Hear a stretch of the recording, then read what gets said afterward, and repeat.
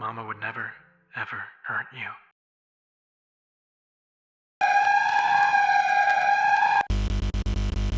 Okay, now imagine you're me.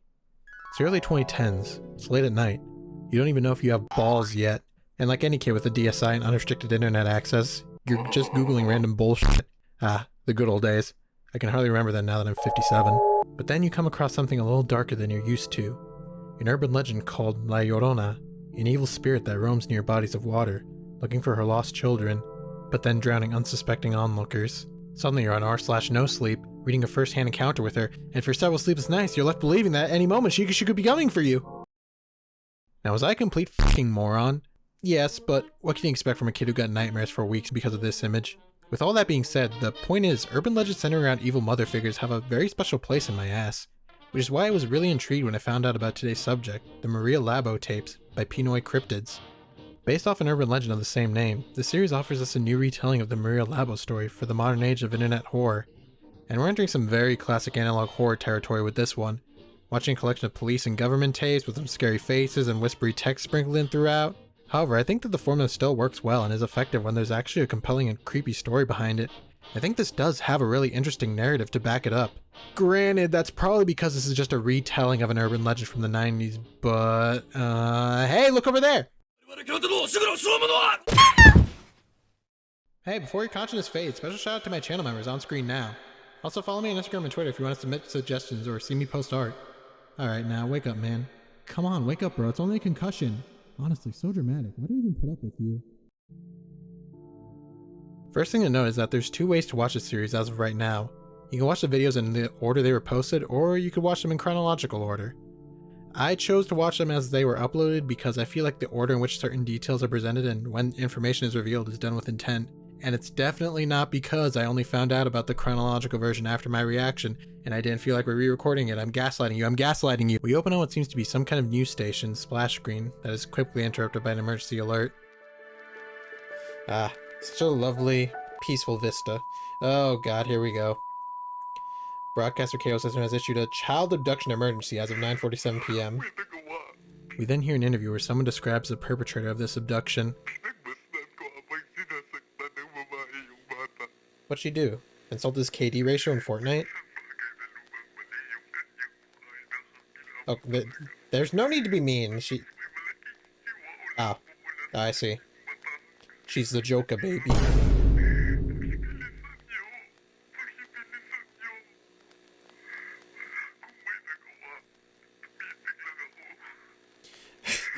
I just watched her this child. Couldn't do anything.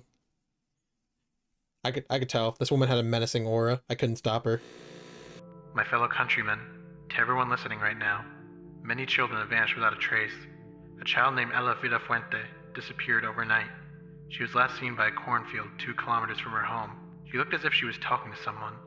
Authorities are currently searching the field, but as of now there are no results.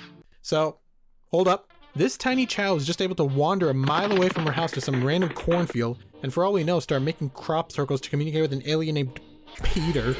Now I know I shouldn't be one to judge after my kids wandered out of the house and were mauled by a pack of marmots, but I think this is a pretty bad mom. God. Cornfields at night are always so fucking cursed. Ugh. The kids are here, Ermin. We then see a picture of Ella's missing poster, and then this happens. Is that the missing kid? Oh, her name was right there. It's a bunny rabbit.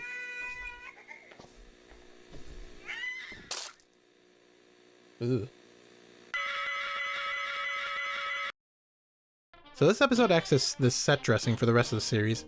A man who bore witness to what happened and is traumatized by the incident. Some kind of woman on the loose who is abducting and murdering children with negligent parents.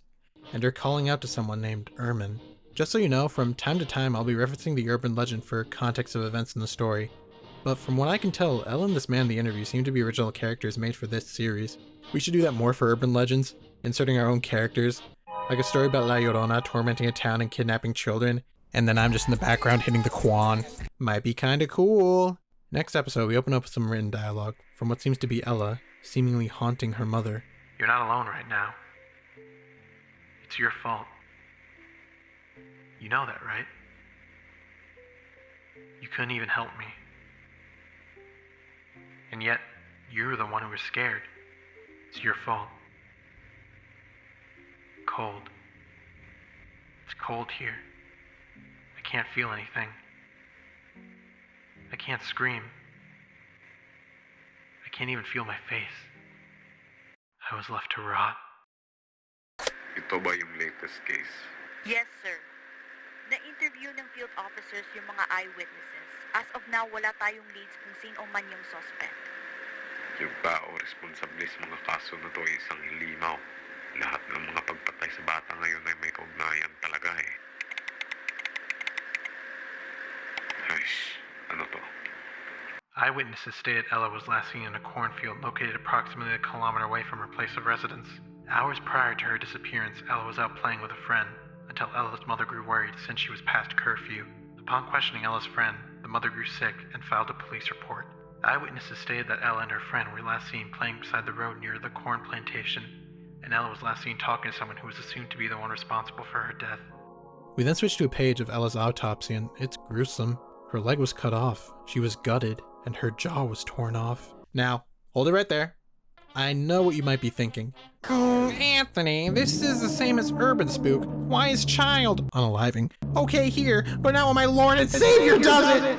First off, I never said you can't have dark things happen in your dark horror project. That's the whole point, but there's a key difference.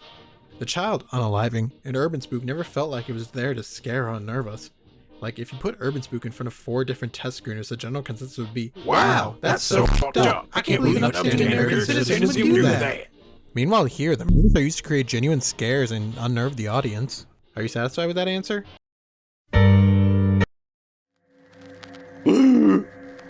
Fushigi!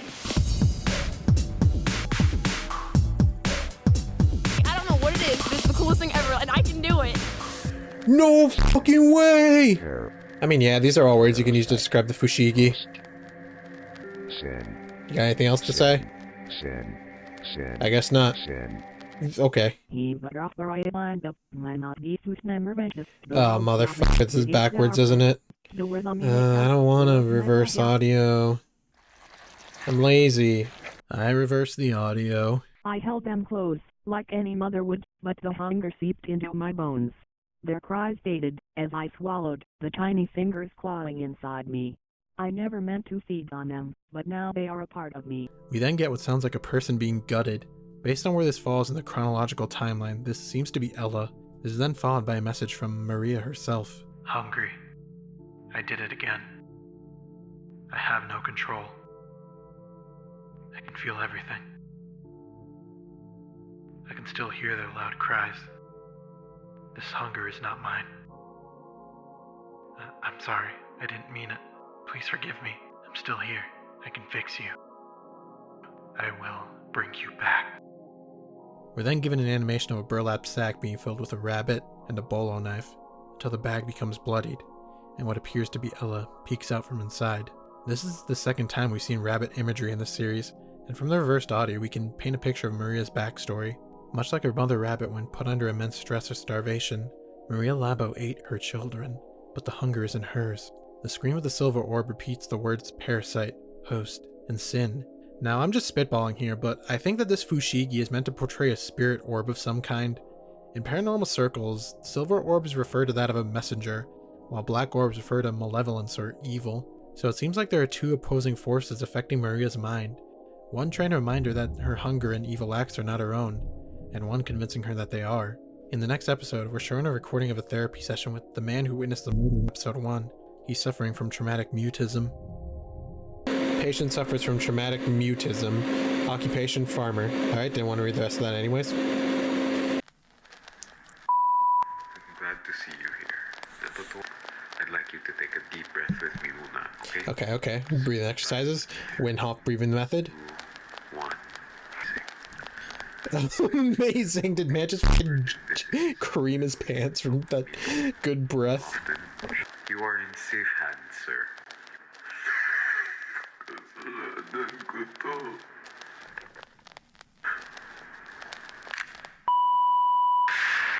What the fuck just happened? He just fucking in front of this therapist? Oh my god. The patient.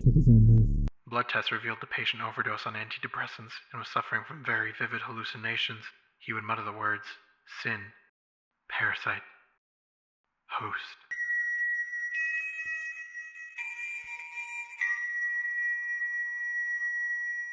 Hello. Honestly, seems like the most productive BetterHelp session. So it seems like there's some kind of parasite that is infecting Maria Labo and this farmer. It seems like you're driven insane to the point where you either need to consume human flesh or become the flesh consumed. We got 2 children.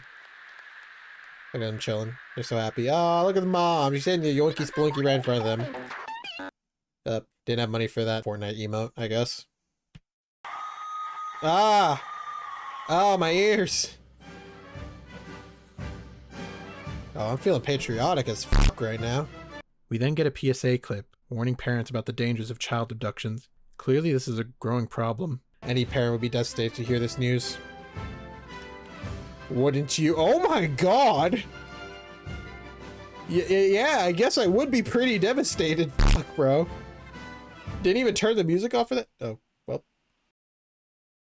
I can't control myself. But you still trust me, right?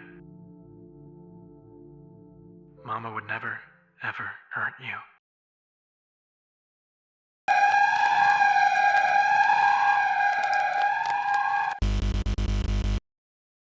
Listen, I know cannibalism is bad and all, especially with your own children, but if you're gonna do it, at least have some pride in your work.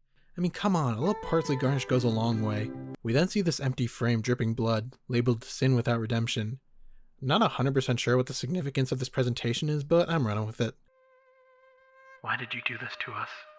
Stop this, Mother. How many more people are needed to bleed? Let us cook like the past. You no longer need to be violent. Stop eating. I miss when you used to tuck us into bed. I miss when everything used to be simple. We still love you. We're distant. We'll take care of you. We'll find something else to eat. We can run. Let's hide it. You don't need to hurt others anymore. We then get more backwards text, and let me just give that a quick... You will die without the flesh. Obey the flesh. The hunger you feel is not a curse but a blessing. It's not evil, Maria. It's survival. You must give in. Don't you remember how quiet it felt when you tasted flesh? What am I? What is yours? It's not here to hurt you. It just wants you to survive. So this reverse text seems to confirm my theory that the only way you can keep this parasite at bay is by consuming flesh, as it tries to remind her how quiet it was when she tasted flesh. Then we have the teddy bear against the white background, paralleling the Fushigi from earlier, which also confirms my theory about the silver spirit orb representing a positive force in her life trying to stop her, and remind her that it's not her, and the black orb representing the evil parasite telling her to keep going, that it's what she wants. So right now she's basically existing as Kronk from Emperor's New Groove, and right now I think that the devil on her shoulder is winning. That's it. She's going down. Do I feel joy? Joy is subjective, really. Like, do I feel sorrow? Oh, now that we can agree on. That's something that I feel constantly. Do I feel angry? Oh, yeah, all the time, bro. In fact, I'm angry right now. F you for asking. Do I feel guilty? Nope. Not even a little. Look at this child. An idiot. Oh, my eyes. Failure.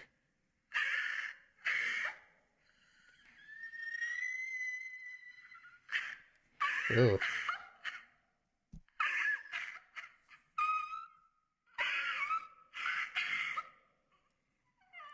I do really like that crying. That was a weird sentence, but you know what I mean. Like, it's really unique. Like, it feels like genuinely sorrowful. I found out from one of the comments that the crying clip was apparently ripped from Lainey's game, so I'm gonna be taking that compliment right back. Do you feel guilty? You know what? Frankly, after that, I'll think about it. Woman found dead. 37-year-old Marie Villafuente committed following the announcement of her daughter gone missing. 37-year-old was discovered from her place of residence after her colleagues from work requested a welfare check after no signs of contact. Okay, so distraught at the sign of her missing child, she just ended it. When it fades away, what is left of us? The Fushigi's back! Yes! Finally, I can get scammed again! Parasite.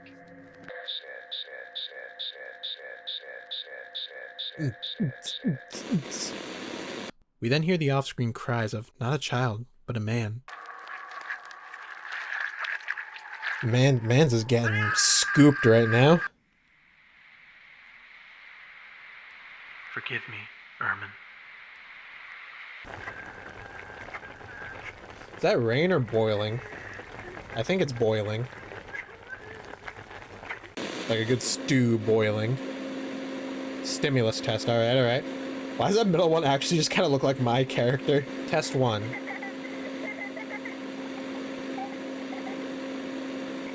My stimulus is anger. I despise children. I hate how that dinged right after I answered.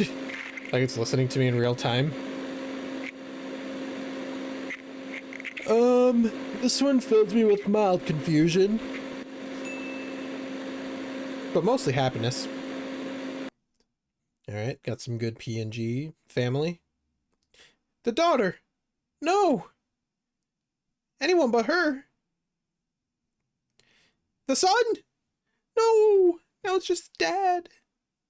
What's he gonna do? Oh, bye, Dad. Be alert and of sober mind. Your enemy, the devil, prowls around like a roaring lion, looking for someone to devour. Peter, 5'8".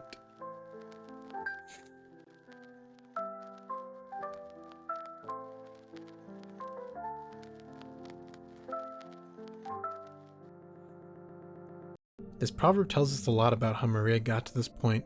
In many tellings of the urban legend, Maria gets work as a domestic worker in a foreign country, a very common occupation for women from the region. She did it to provide for her family. However, this line of work comes with its risks. Abuse and discrimination are pretty big risks for these workers. Unfortunately, Maria wasn't spared from that fate. She was taken advantage of and left in a broken mental state, needing to go back to the Philippines for medical treatment. However, before she left, one of her coworkers, who was secretly an aswang, transferred a curse to her that would slowly turn her into an aswang. She would then return home, and though appearing lucid for a time, quickly succumbs to the aswang hunger and murders and cooks her children. When her husband Ermin finds out what happened, he attempts to kill her with a bolo knife, but here, it seems like he couldn't finish the job. With this context, this proverb being displayed is almost insulting to Maria. To tell her that the devil devoured her because she wasn't of alert and sober mind suggests that it was some kind of choice. Not like she was in a broken mental state because of the abuse she suffered from her occupation. So you know what? Fuck you, Peter. Yeah, hope you stay 5'8", you frickin' dork. Wait a minute. Peter. That name sounds familiar. The lack of sympathy continues though, as we get one of the most disturbing moments from the series. We hear what seems to be Maria's spirit in hell. Oh my god, what the hell is happening in the background?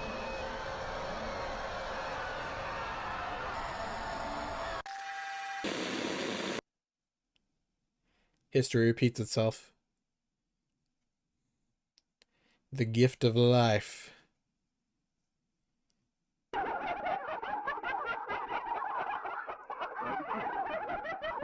I am so lost. Can you still remember their faces? They would have wanted you to live, Maria. Why deny what is yours? My blood will stain the earth forever.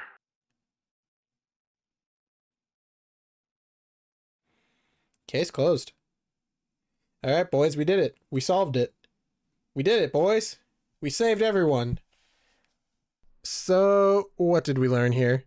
A lesson about nature versus nurture, and how some of the most violent members of our society are actually a result of circumstances where they weren't given the appropriate care and empathy required to become and maintain being a decent human being?